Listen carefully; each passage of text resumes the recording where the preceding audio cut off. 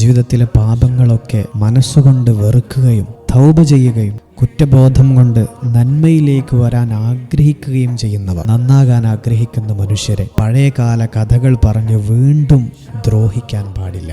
ഒരു വലിയ കുഴിയിൽ നിന്നും റിസ്ക് എടുത്ത് പ്രയാസപ്പെട്ട് രക്ഷപ്പെട്ടു വരുന്ന ഒരുത്തനെ ആ കുഴിയിലേക്ക് തന്നെ വീണ്ടും തള്ളിയിടുന്ന പോലെയാണത്. പാപങ്ങൾ സംഭവിക്കുക എന്നതൊക്കെ മനുഷ്യ സഹജമായ കാര്യമാണ്. പൂർണ്ണമായി അവർ ആ പാപങ്ങളിൽ നിന്നൊക്കെ തിരിച്ചു വരുന്നുണ്ടെങ്കിൽ പഴയ കഥകൾ പറഞ്ഞുകൊണ്ട് നോവിക്കരുത്. അല്ലാഹു സുബ്ഹാനഹു വ തആല മനുഷ്യന്റെ തിന്മകൾ പ്രചരിപ്പിക്കപ്പെടുന്നത് തീരെ ഇഷ്ടപ്പെടുന്നില്ല. അതുകൊണ്ട് എല്ലാവരും വാട്സപ്പിലൂടെ ആവട്ടെ, അത് മീഡിയകളിലൂടെ ആവട്ടെ, വാക്കുകളിലൂടെ ആവട്ടെ, നമ്മളൊക്കെ ഒരുമിച്ച് കൂടുന്ന ഇടങ്ങളിലാവട്ടെ, കുടുംബ സദസ്സുകളിലാവട്ടെ, എവിടെയാണെങ്കിലും നന്നാകാൻ ആഗ്രഹിച്ച് തൗബയോടെ കുറ്റബോധത്തോടെ നന്മയിലേക്ക് വരണമെന്ന് ആഗ്രഹിക്കുന്നവരെ വീണ്ടും വീണ്ടും കുത്തി നോവിക്കുന്നത് വലിയ ക്രൂരതയാണ് എന്ന് മനസ്സിലാക്കുക.